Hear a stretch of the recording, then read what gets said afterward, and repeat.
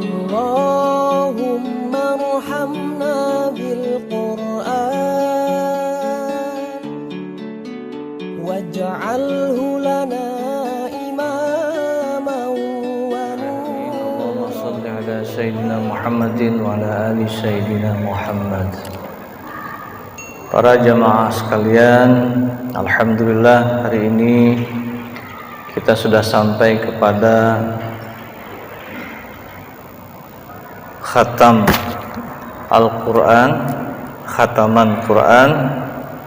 Tadi sudah dibaca juz 30 dari mulai surah Ad-Duha ya sampai An-Nas. Khataman Quran bukan berarti setelah ini nggak tadarus lagi ya. Ini kebetulan hari ini pas berbarengan dengan khatam Quran dan kita berbarengan dengan pengajian tahsin kita. Ini sangat berkaitan karena memang salah satu dari pelajaran tahsin itu adalah khatam Quran. Dalam kitab At-Tibyan ada satu bab khusus yang membahas tentang adab atau etika tentang khatam Al-Quran. Khatam Al-Quran di sini ternyata ketika kita waktu kecil dahulu tradisi ngahuduk dulu waktu saya kecil. Ingat sekali, selesai khatam Quran tuh ngahuduk. Masih ingat ya? Itu ternyata tradisi itu merupakan intisari ajaran para ulama-ulama Quran kita yang terus disampaikan secara turun-temurun. Dari mulai khatam juz ammah, kemudian pindah ke Quran, selesai Quran khatam ngahuduk, itu tradisi ada begitu. Itu salah satu bentuk adab dari mengkhatamkan Quran. Di situ dikatakan dalam kitab keterangan adalah bahwa kita hendaklah bersyukur, dan bentuk syukur kita antara lain diwujudkan dalam bentuk sedekah. Nah, jadi ngahuduk itu tradisi bersyukur untuk menyampaikan nikmat kita kepada Allah atas selesainya kita membaca Al-Quran. Gitu ya. Nah, insya Allah nanti juga ada huduk ya. Ya, kebuli. Ya, insya Allah. Nah, iya, tolong ini dijaga tradisi ini karena ini min sunanir Rasulullah SAW wa sunani ashabi. Sunnah Rasul, sunnah sahabat, sunnah tabi'in, terus kita budayakan seperti ini. Gitu ya. Nah, yang kedua, nanti kita akan baca doa ini. Dan doa ini, doa yang disampaikan secara mutawatir dari Nabi SAW kepada para sahabat, tabi'in, dan terus ke kita. Doa khatmil Quran ini. Jadi doa yang dibaca oleh kita setiap khatam Quran itu adalah doa yang bersambung sanadnya sampai kepada Nabi SAW, kepada para ulama. Tradisi ini bukan hanya sekedar tradisi, tapi tradisi yang bersendikan kepada syariat Islam, yaitu sunnah Rasulullah SAW. Sekali lagi sampaikan bahwa ini bukan berarti selesai doa ini, selesai khataman ini kita nggak ngaji lagi ya. Tenang. Jadi pemahamannya selesai khatam kita, nanti kita ulang lagi dengan semangat yang lebih baru lagi dari surah Baqarah terus sampai ke, apalagi di akhir Ramadan 10 hari terakhir ini, Nabi disampaikan dalam satu riwayat itu lebih mengencangkan ikat pinggang. Mengencangkan ikat pinggang maknanya lebih mengkhusyukkan lagi untuk beribadah, mengisi hari-hari sisa Ramadan dengan kegiatan yang lebih aktif lagi. Kalau kemarin kecepatannya kurang lebih 60-70, nah menjelang akhir ini kecepatan ditambah 80-90 terus. Betul, bahkan Nabi meninggalkan istri-istrinya untuk mengisi 10 malam terakhir Ramadan. Disampaikan meninggalkan istri itu artinya apa? Paham ya? Ya. Jadi bukan kabur dari rumah, bukan. Artinya meninggalkan istri itu tidak menggauli istri selama 10 malam terakhir Ramadan. Dan kita amalkan ini, bahkan Nabi lebih menempatkan dirinya di masjid daripada di rumah istri-istrinya.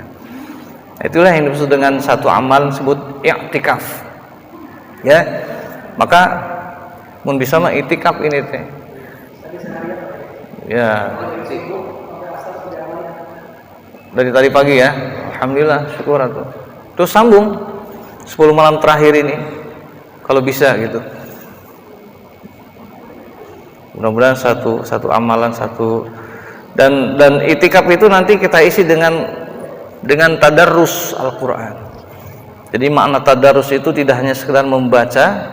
Saya sampaikan dulu tentang qiraah dan tilawah ya. Kemarin sudah saya sampaikan ini, saya ingatkan, tidak hanya sekedar membaca artinya tekstualnya sampai khatam, tapi juga ditingkatkan ke tilawah, membaca dalam arti isi kandungan, kita pahami. Itu membaca qiraah, membaca tilawah. Nah, yang menarik ketika Nabi di akhir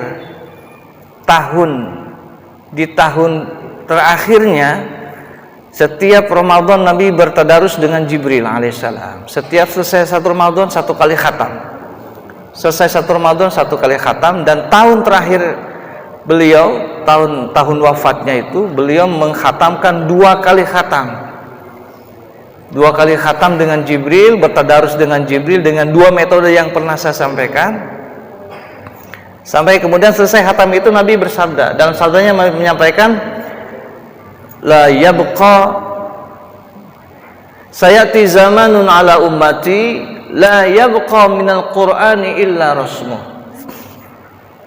Sayati zamanun, bakal datang satu zaman, bakal dialami oleh umatku satu zaman,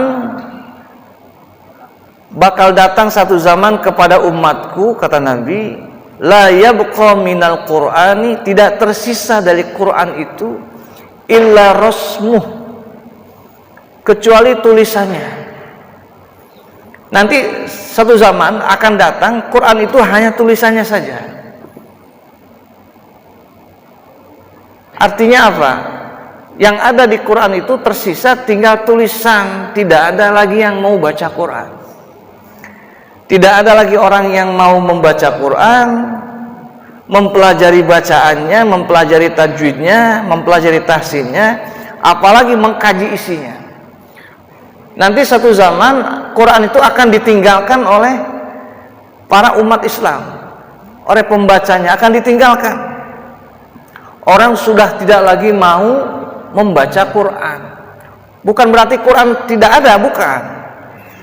Quran banyak, bahkan dengan berbagai cetakan, berbagai model, berbagai aplikasi di HP ya, berbagai model, berbagai format. Quran banyak cetakannya, tetapi orang sudah enggan lagi membaca Quran. Itu maknanya.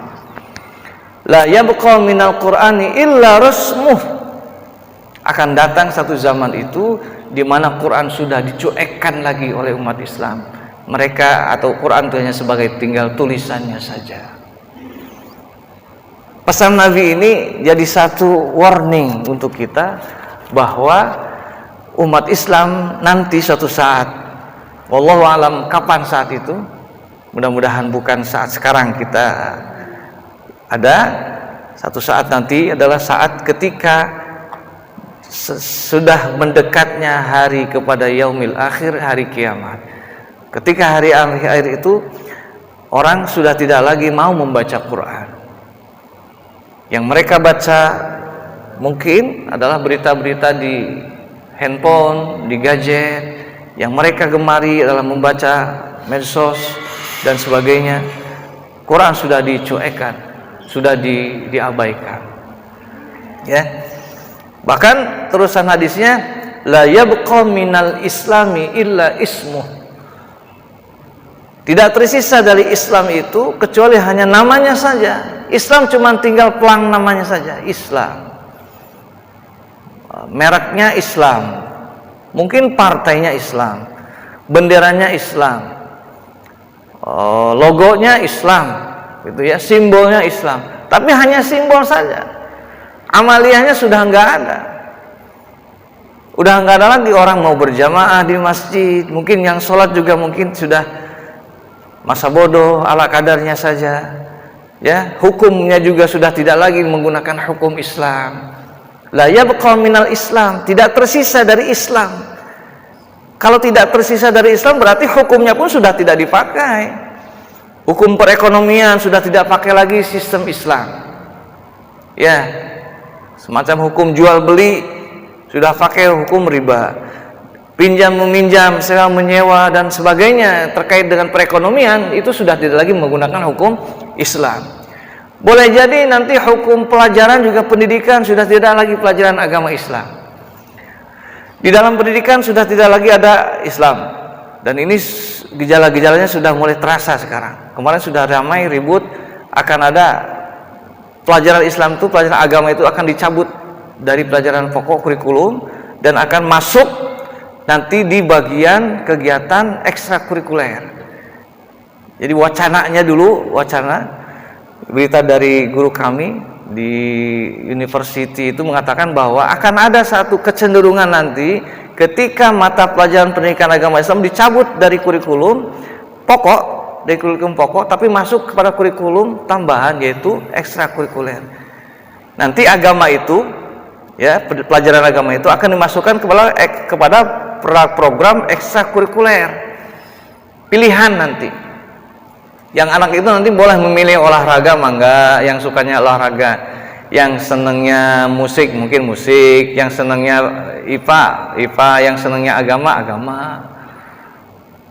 Ayeuna aya pelajaran agama pokok ge budak urang mah tersebut karena sholat, karena ngaji, komong kemah meureun ekstrakurikuler. Semakin ditinggalkan pelajaran agama. Itu wacana, mudah-mudahan ini tidak terjadi. Kemarin sempat ribut ya, itu. Dan itu bukan wacana, sekali lagi bukan wacana. Itu sudah direncanakan. Bahkan salah satu tim perumus kurikulumnya itu guru kami di university itu mengatakan dari 9 orang tim perumus itu hanya 3 yang pro untuk mempertahankan agar pelajaran agama itu masuk ke dalam kurikulum. 6 orang sisanya ingin melepaskan PAI pelajaran agama dari kurikulum resmi. Di kurikulum sekolah baik tingkat dasar sampai tingkat perguruan tinggi. Kenapa? Ada kekuatan besar yang mengendalikan Indonesia untuk memisahkan agama dari negara. Jadi dikotomi antara Islam dengan negara itu akan dipisahkan sehingga nanti kalau bicara urusan negara udah Islam jangan dibawa-bawa. Islamnya Islam gitu. Nanti itu kalau bicara Islam udah ente di masjid karak ngomong Islam. Kalau di sawah urusan pertanian jangan bawa-bawa Islam. Ada kan begitu. Jadi akan memisahkan, akan menjadikan negara Islam itu Islam sekuler. Islam yang terpisah dari segala hal, dari urusan pemerintah, dipisahkan antara pemerintahan dengan Islam. Pemerintah, Islam. Jadi nanti kalau sudah negara sekuler, maka Islam itu terpisahkan. Islam temenang dibawa karena urusan selain Islam. Kalau kita transaksi perdagangan di pasar, kita ulah memawa Islam gitu. Akan begitu.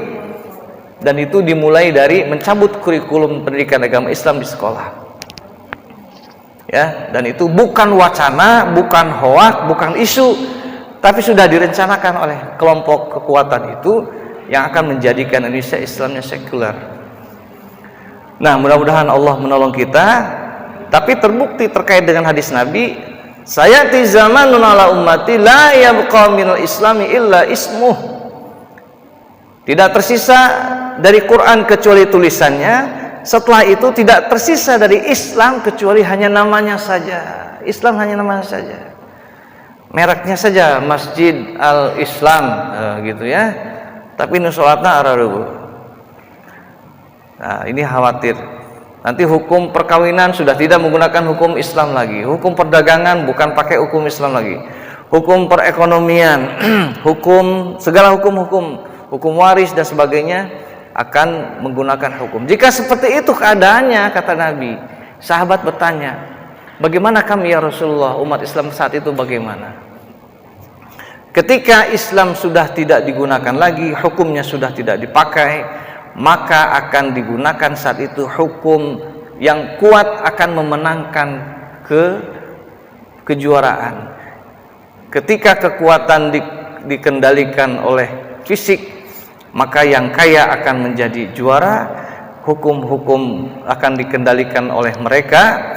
Ketika kaum konglomerat menguasai perekonomian, perdagangan, maka hilanglah hukum-hukum kemanusiaan dan akhirnya akan masuk kepada sistem di mana ayam dimakan oleh serigala, serigala memakan mangsanya, yang kuat memakan yang lemah.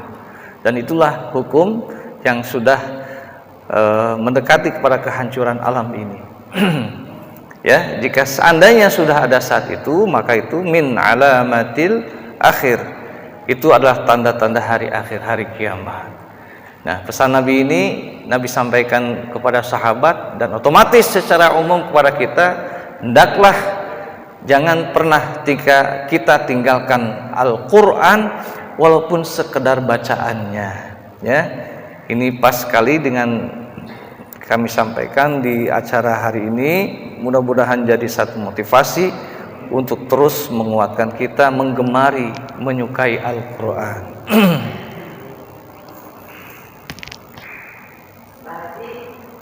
Mohon, mangga.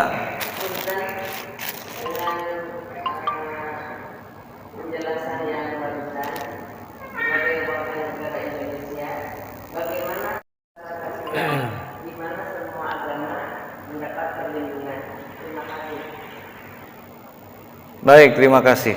Bagaimana kita bersikap sebagai muslim? Maka tetap kita mengikuti perintah para ulama yang benar-benar takut kepada Allah, ya, mengikuti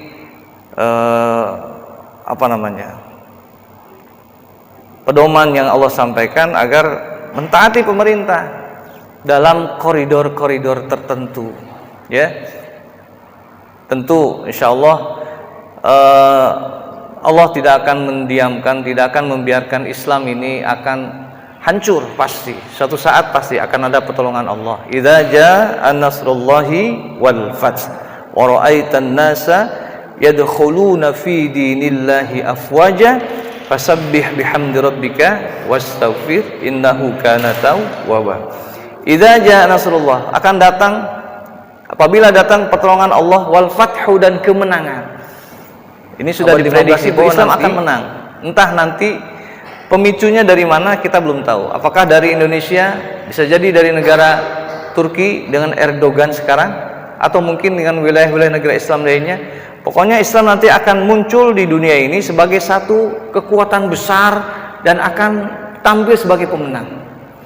Dan pada saat itu wara'aitan nasa yadkhuluna fi dinillahi afwaja, dan kamu akan melihat manusia berbondong-bondong masuk ke dalam Islam. Fasabbih, maka ketika saat itu menang, fasabbih, maka bertasbihlah, bihamdi rabbika, dengan memuji Tuhanmu, wastaghfir, dan beristighfarlah. Saat itulah yang dimaksud dengan saat kemenangan nanti. Wallahu alam prosesnya bagaimana. Yang jelas untuk saat sekarang kita ini, kita bersikap tetap memelihara, menjaga Al-Quran dengan apa yang kita pahami, kita pelajari dari guru-guru kita. Ya, itu aja sikapnya. Kita jangan ikut-ikutan ya, peletak politik, ulah. Jangan masuk ke ranah itu. Mudah-mudahan para pejabat kita memahami ini. Para pemerintah kita pasti tidak akan tinggal diam. Dan konon katanya kemarin sempat ada satu gerakan dan desakan dari para ulama sehingga wacana yang mereka sampaikan itu tidak jadi dilaksanakan. Mudah-mudahan ini jadi istiqomah, ya. Amin ya rabbal alamin. Ya, sami-sami. Saya juga mengucapkan terima kasih atas bingkisannya. Ini contoh yang paling baik, dan ini juga tradisi sunnah para sahabat Nabi. Oh iya, saya sampaikan Imam Asy-Syafi'i itu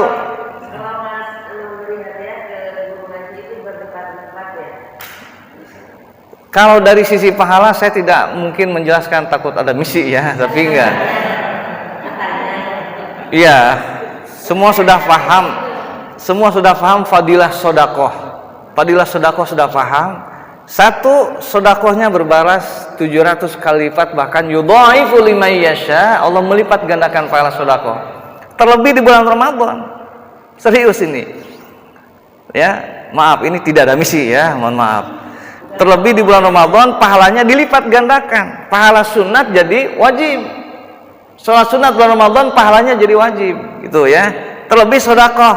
Satu bandingnya 700, bahkan melipat gandakan lagi. Yudhaifu liman yasha. Yang menarik ya, yang saya sampaikan tadi, ketika kita belajar memahami satu pelajaran, apapun itu, terlebih Al-Quran, kemudian kita kuatkan pemahaman ini dengan menyampaikan satu hal yang membuat guru kita senang. Ya, apapun itu.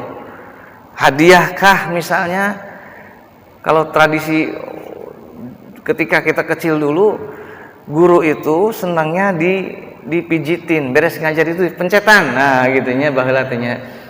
Itu senang itu. Itu jangan dianggap pencetan guru eueuhna naonna eta. Itu ada sirrunnya, ada asrornya.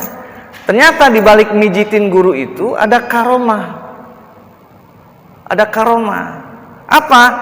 Timbul satu keriduan guru sehingga ilmu yang disampaikannya itu bukan hanya sekedar dipahami secara teoritis, secara keilmuan, tapi juga masuk ke dalam hati, keimanan. Justru yang akhirnya jadi kiai itu bukan santri yang ngajar yang belajar khusus kayak gini. Yang jadi kiainya itu justru santri yang suka mencetanana, yang suka ngagalikeun nimba caina sumurna, nyiapkeun mandi, nyiapkeun kopi lah bareng saya mah gitu tanya. Ini hayang. Serius. Jadi memberi hadiah kepada guru itu sekali lagi menguatkan keilmuan yang dipelajarinya, bukan hanya mudah dipahami, tapi menjadikan ilmunya yantafi'u bih, bermanfaat. Bermanfaat fid din wa dunya, bagi kehidupan, terlebih ilmu Al-Qur'an. Itu saja ya, mudah-mudahan saya tidak ada misi ini mah. Dan ini merupakan tradisi minas sholihin, tradisi kaum-kaum soleh. Mereka bersedekah kepada guru. Kalau kemudian ditradisikan, kita berzakat fitrah pun kepada guru-guru ngaji, ya itu salah satu dari bagian itu. Untuk ta'alluf, istilahnya ta'alluf. Jadi konsep ta'alluf itu bermu'allafat, ngalap barokah. Nah, orang tua kita bilang ngalap barokah dengan bersedekah, supaya ilmunya itu bukan hanya bisa memintarkan kita, memfasihkan kita, tapi juga menjadikan kita jadi soleh. Itu yang penting. Ada Pak Soleh di sini? Mudah-mudahan jadi soleh semuanya ya. Amin ya rabbal alamin. Berapa menit lagi? 11 menit lagi. Ya, sami-sami Bu, atur nuhun.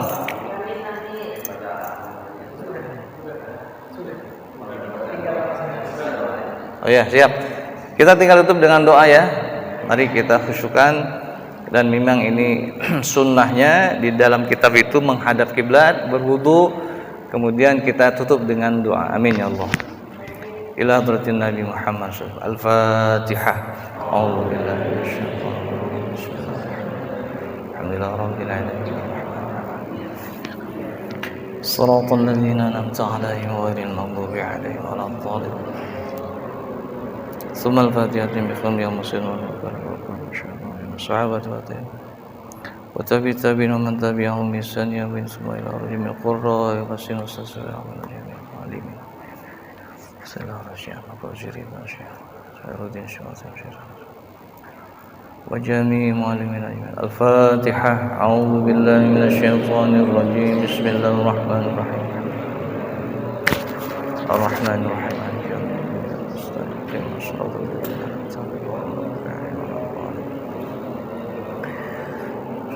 صلى الله عليه وسلم بينهم شيخنا وشيخنا صلى الله عليه وسلم الشريعة.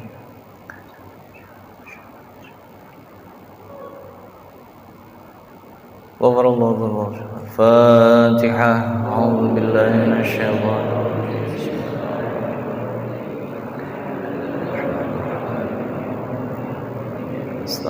الصراط المستقيم صراط الذين أنعمت المغضوب عليهم ولا الضالين.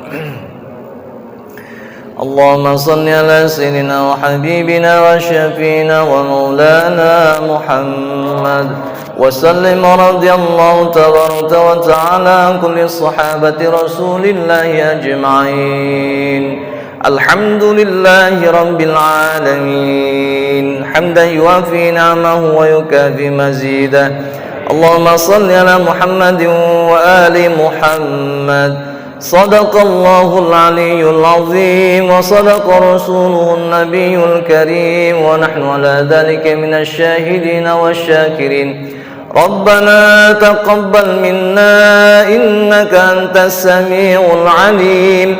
اللهم ارزقنا بكل حرف من القرآن حلاوة وبكل جزء من القرآن جزاء. اللهم ارزقنا بالألف ألفة وبالباء بركة وبالثاء توبة وبالثاء ثوابا وبالجيم جمالا وبالحاء حكمة وبالخاء خيرا وبالدال دليلا وبالذال ذكاء وبالراء رحمة وبالزاء زكاة وبالسين سعادة وبالشين شفاء وبالصاد صدقا وبالضاد ضياء وبالطاء طراوة وبالظاء ظفرا وبالعين علما وبالغين غنى وبالفاء فلاحا وبالقاف قربة وبالكاف كرامة وباللام لطفا وبالميم موعظة وبالنون نورا وبالواو وصلة وبالهاء هداية وبالياء يقينا. اللهم انفعنا بالقرآن العظيم وانفعنا بالآية والذكر الحكيم وتقبل منا قراءتنا وتجاوز عنا ما كان في تلاوة القرآن من خطأ أو نسيان أو تحريف كلمة عن مواضعها أو تقديم أو تأخير أو نهاء أو زيادة أو نقصان أو تأويل على غير ما أنزلته عليه أو ريب أو شك أو سهو أو سوء إلحان أو تعجيل عند تلاوة القرآن أو كسل أو سرعة أو زيغ لسان أو وقف بغير وقوف أو إدغام بغير مدغم أو إظهار بغير بيان أو مد أو تشديد أو همزة أو جزم أو إعراب بغير ما كتبه أو قلة رغبة ورهبة عند آيات الرحمة وآيات العذاب فاغفر لنا ربنا واكتبنا مع الشاهدين. اللهم نور قلوبنا بالقرآن.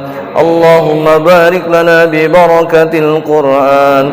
اللهم أكرمنا بكرامة القرآن وزين أخلاقنا بالقرآن العظيم ونجنا من النار بالقرآن وأدخلنا في الجنة بالقرآن اللهم اجعل القرآن لنا في الدنيا قرينا وفي القبر مونسا وعلى الصراط نورا وفي الجنة رفيقا ومن النار سترا وحجابا وإلى الخيرات كلها دليلا فاكتبنا على التمام وارزقنا أداء بالقلب واللسان وحب الخير والسعادة والبشارة من الإيمان.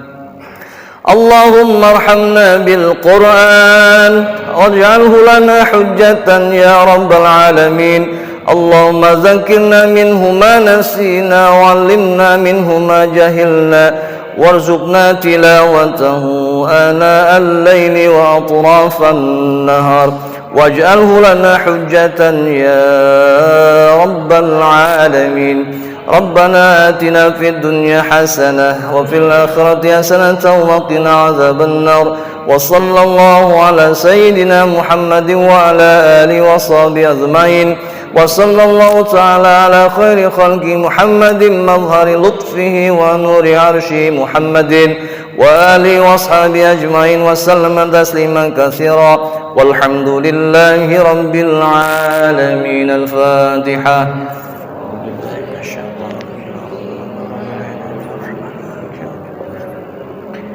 صراط الذين أنعمت عليهم غير المغضوب عليهم ولا الضالين. اللهم ارحمنا بالقرآن واجعله لنا إماما ونورا ورحمة. اللهم ذكرنا منه ما نسينا وعلمنا منه ما جهلنا وارزقنا تلاوته آناء الليل وأطراف النهار واجعله لنا حجة يا رب العالمين. سبحانك اللهم وبحمدك أشهد أن لا إله إلا أنت أستغفرك وأتوب إليك. السلام عليكم ورحمة الله وبركاته.